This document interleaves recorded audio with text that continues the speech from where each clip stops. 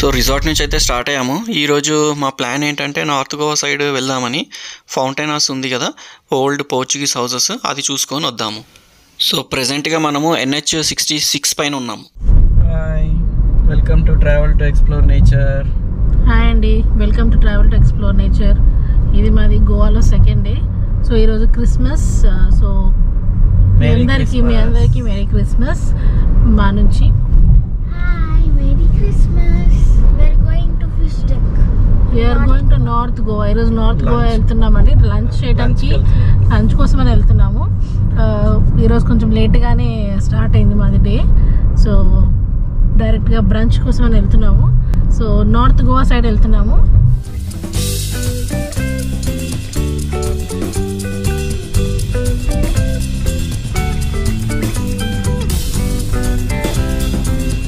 So ప్రెజెంట్గా మనము Zuari bridge పైన ఉన్నాము. దీన్ని మనోహర్ సేతు కూడా అంటారు. ఇది రీసెంట్గానే ఓపెన్ అయింది. ఇది అప్రాక్సిమేట్గా 650 మీటర్స్ లెంత్ ఉంటుంది. ఈ బ్రిడ్జ్ జువారీ రివర్ పైన కన్స్ట్రక్ట్ చేశారు. అండ్ ఇది నార్త్ గోవా అండ్ సౌత్ గోవాని లింక్ చేస్తుంది. అండ్ ఇంట్రెస్టింగ్ థింగ్ ఏంటంటే ఇది second longest cable stayed bridge అంట ఇండియాలో.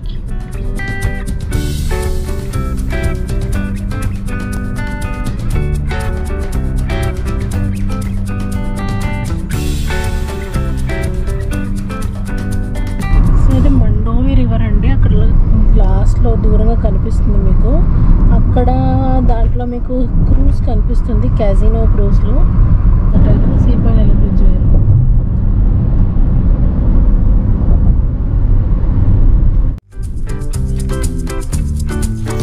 సో ప్రెజెంట్గా మనం అటల్ సేతు బ్రిడ్జ్ పైన ఉన్నాము. ఇది కూడా one of the cable stayed bridge గోవాలో కన్స్ట్రక్ట్ చేసింది. ఇది పానాజీ అండ్ పౌర్వోరియం అనే ఏరియాని కనెక్ట్ చేస్తుంది. అండ్ ఇది మాండోవి రివర్ పైన కన్స్ట్రక్ట్ చేశారు. ఇది మోర్ దెన్ 3 కిలోమీటర్స్ పైనే ఉంది లెంత్, బట్ ఎగ్జాక్ట్గా తెలీదు. ఐ థింక్ అప్రాక్సిమేట్గా 5 వరకు ఉండొచ్చు అనుకుంటా, బట్ చాలా పెద్ద బ్రిడ్జ్ ఇది. సో ఇదండి రివర్ మండోవి. సో దీంట్లో అన్ని క్యాసినోస్ ఉంటాయి. క్రూజ్లో క్యాసినోస్ నడిపిస్తారు. అక్కడ చూడండి, పెద్ద పెద్ద క్యాసినోస్ చూడొచ్చు. ఫిషింగ్ బోట్స్ హాల్ట్ అయి ఉన్నాయి ప్రస్తుతానికి. కొన్ని ఉన్నాయి మధ్యలో, రివర్ మధ్యలో. అండ్ క్యాసినోస్ అయితే ఫుల్ ఉన్నాయండి. సో వచ్చేసాము ఫిష్ డెక్కి. సో ఇది వచ్చేసి కలంగిట్ ఏరియాలో ఉంది. ఇది one of the best fish thali restaurant north గోవాలో. సీ ఫుడ్ తినే వాళ్ళకైతే ఇది ఒక పెద్ద ప్యారడైజ్. సో స్టార్టింగ్లోనే మనకి ఫిషెస్ అన్ని డిస్ప్లేలో పెట్టారు చూడండి. King fish, prawns, pomfret. Okay, ఇవన్నీ మనకి కావాలంటే ఆర్డర్ సపరేట్గా పెట్టి చేయించుకో. మనమైతే స్పెషల్గా ఫిష్ థాలీ తినడానికే వచ్చాము. సో ఫిష్ థాలీస్ ఏమున్నాయో చూసి, మెయిన్గా ఇక్కడ prawns thali and king fish thali main. So చూద్దాము అవైలబుల్ ఉందో లేదో. సో ఈరోజు కింగ్ ఫిష్ థాలీ లేదంట. సో చోనక్ అనే ఫిష్ ఉంటుంది ఒకటి. సో చోనక్ ఫిష్ థాలీ తీసుకున్నాము. ఇంకోటి ప్రాన్స్ ఫిష్ థాలీ తీసుకున్నాము. సో ఈ ఫిష్ థాలీలో మనకి ఏమేమి ఇస్తారో చూపిస్తాను రండి. సో ఇదొకటి మసిల్స్ ఫ్రై, కోకోనట్లో ఫ్రై చేస్తారు. ఇంకోటి మన ఎండి రొయ్యలు ఉంటాయి కదా, దాంతో చేస్తారు. ఇది కిస్మూర్ ఫ్రై అంటారు, అది కూడా కోకోనట్. సాలడ్ ఒకటి, బీన్స్. ఇది హైలైట్, మన పైనాపిల్ ఉంటుంది కదా, దాంతో కర్రీ చేస్తారు. ఇదేమో సోల్ కర్రీ. రైస్, ఇది చోనక్ ఫ్రై, ఒక ఫిష్ గ్రేవీ ఇస్తారు.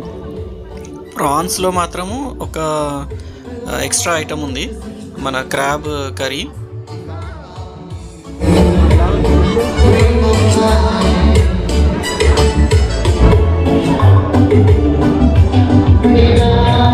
ఇంకేముంది, ఈ ఫిష్ థాలీని మంచిగా ఎంజాయ్ చేద్దాం రండి.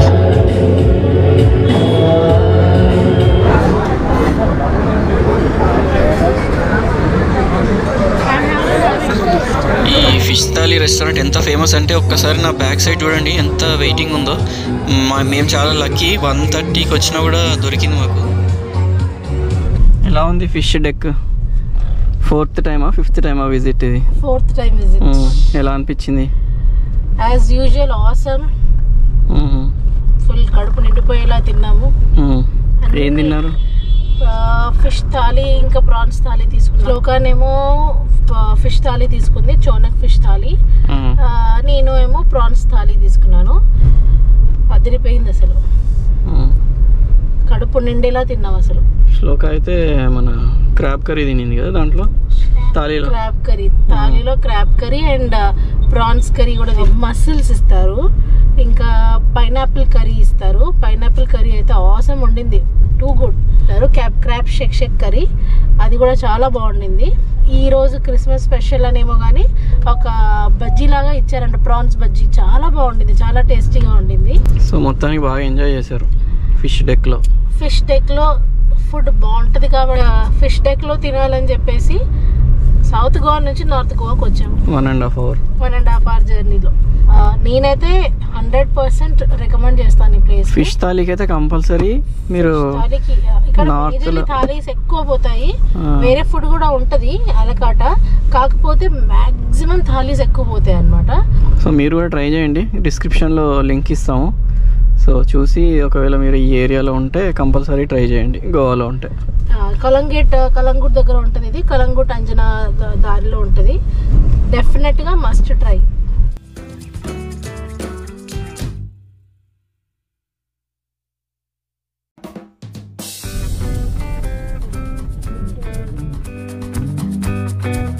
ఇవి ఓల్డ్ గోవన్ విల్లాస్ ఉన్నట్టున్నాయి, చాలా బాగున్నాయి అసలు చూడడానికి. సో ఇక్కడ నుంచి మనకి క్యాసినోస్ అన్నీ కనిపిస్తున్నాయి. మేము ఫౌంటైనాస్కి వెళ్తున్నాము. సో ఆన్ ద వేలో మనకి ఇవన్నీ కనిపిస్తున్నాయి. ఇక్కడ అన్ని క్యాసినోస్ ఇవన్నీ. ఇది ఫెర్రీ సర్వీస్ అనుకుంటా.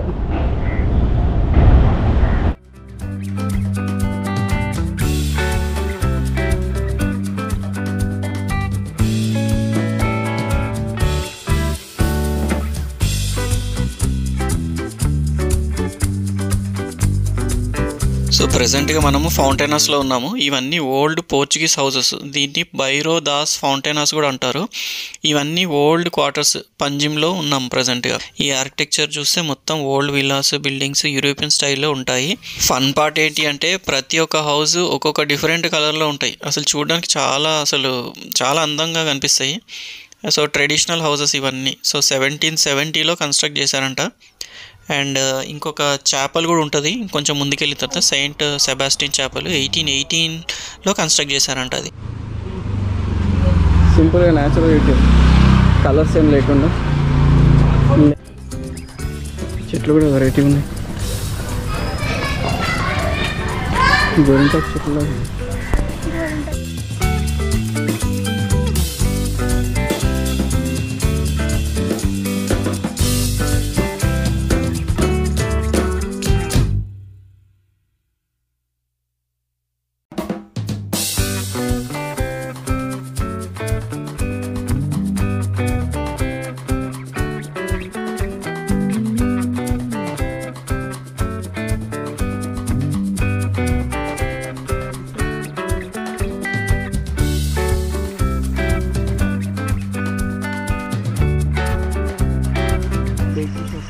ఇది బ్రెడ్ ఫ్రూటా?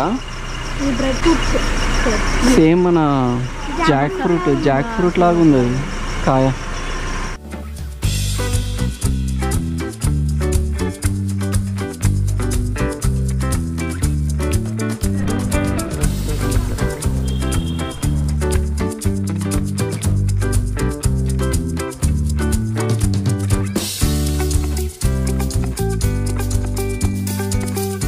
సో ఫౌంటైనాస్ చూసుకున్నాం కదా, చాలా బాగున్నాయి, చాలా అందంగా ఉన్నాయి హౌసెస్ అన్నీ.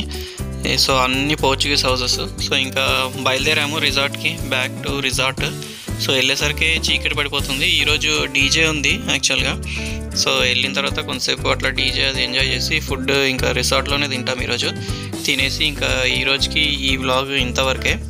ఇంకా రేపు ఏం చేస్తామో అది రేపు చూద్దాము. ప్రస్తుతానికైతే ఇంకా ఈ వ్లాగ్ ఇక్కడే ఎండ్ చేస్తున్నాను.